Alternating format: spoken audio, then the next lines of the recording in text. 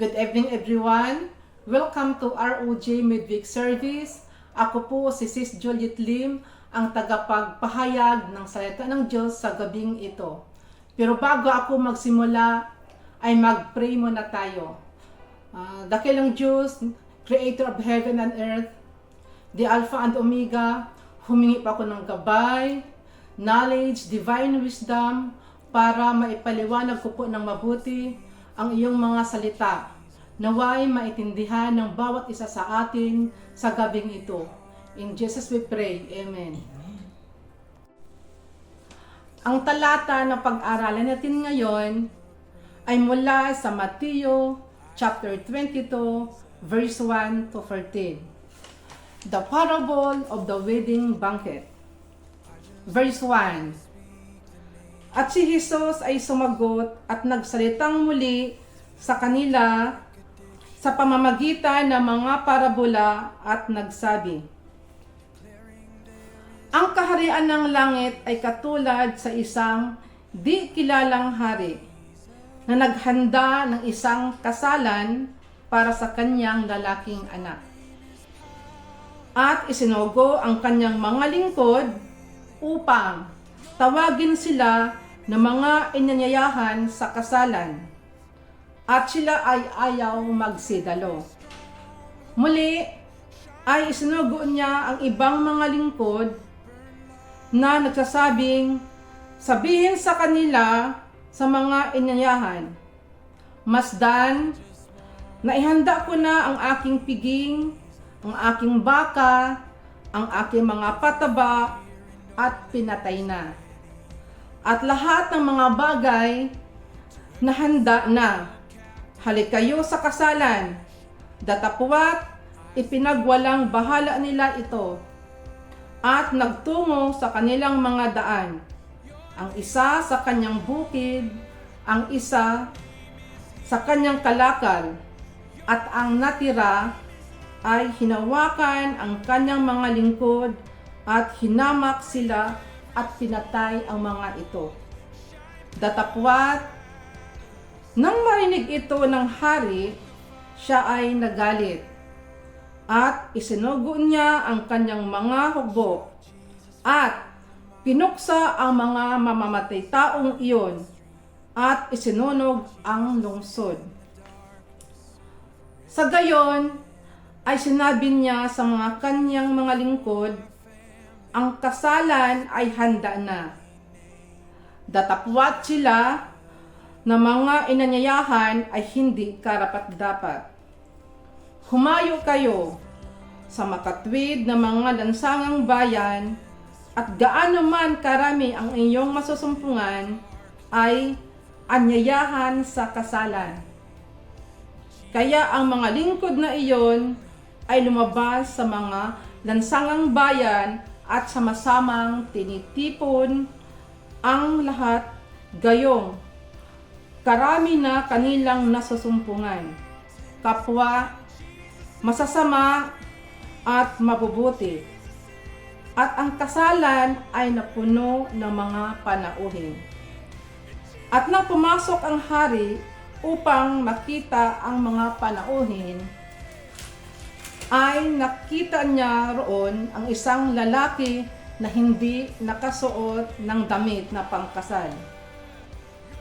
At sinabi niya sa kanya, kaibigan, paano ka bang nakapasok dito na walang damit na pangkasal?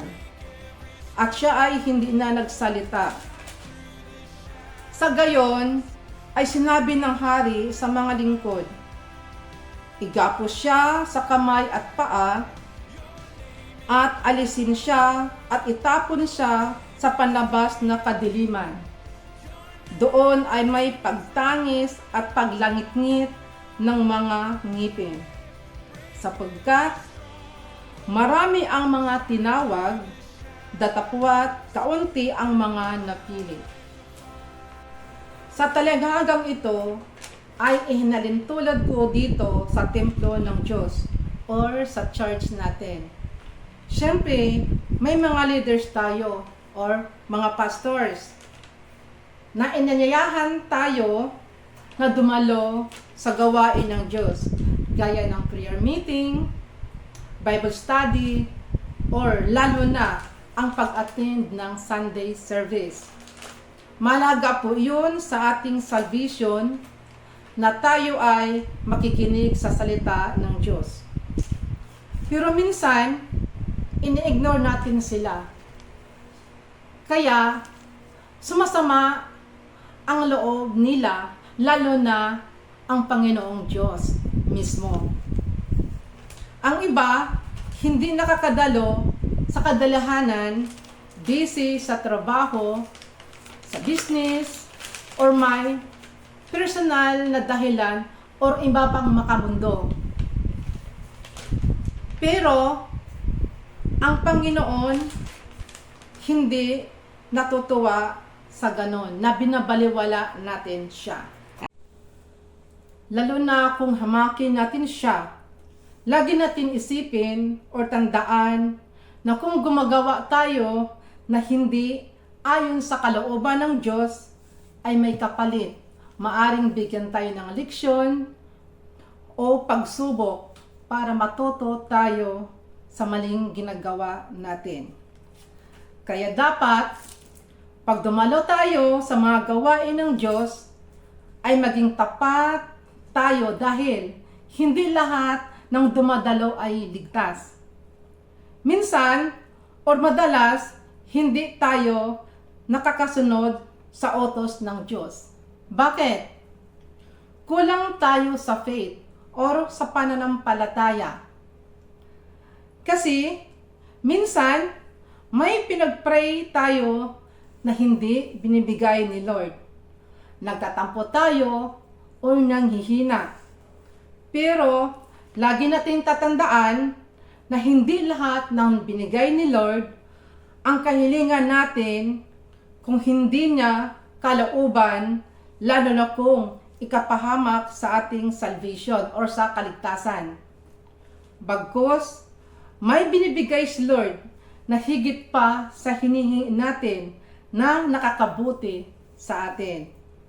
Mababasa natin sa Jeremiah chapter 20 verse 11. For I know the plans I have for you, declares the Lord. Plans to prosper you and not to harm you. Plans to give you hope and future. Kaya, para makasunod sa Diyos, ay sumunod tayo sa utos niya na nagbahagi ng salita niya. Halimbawa, ako, nung una, iwas ako ng iwas kasi sa tingin ko hindi ako ready at ayoko talaga ng mga gawain ito, lalo na pag mga salita na galing sa Biblia. Ang dami kong rason, alibay, lagi akong tumatanggi. Pero, pag oras na tinawag ka pala ng Panginoon, hindi ka na makatanggi. Dahil tayo ay pinili na at tinawag para sa kanyang kaharian. Kaya huwag sayangin ang pagkakataon na magbahagi tayo ng salita ng Diyos. Yung pagtatapos, kailangan dumalo tayo at makipag-isa at mananatili tayo na may katapatan sa banal na salita at maninindigan tayo sa Kanya. Kahit hamakin tayo at pagtawanan sa pagpalaganap ng salita ng Diyos. Dapat ipaglaban natin Diyos na buhay at tayo ay pinili na. Glory to God. Dakilong Diyos, salamat sa pagkakataong ito. Salamat po sa mensahe mo. At salamat po na binigyan mo ako ng pagkakataon na magbahagi ng inyong mga salita. Naway magrima po ito ng bawat isa sa atin sa gabing ito. Sana po Lord, ito ay nakakatulong sa pagpalakas ng ating pananampalataya at bawat isa po ay nabibless. Tinataas po namin sa pangalan ni Jesus.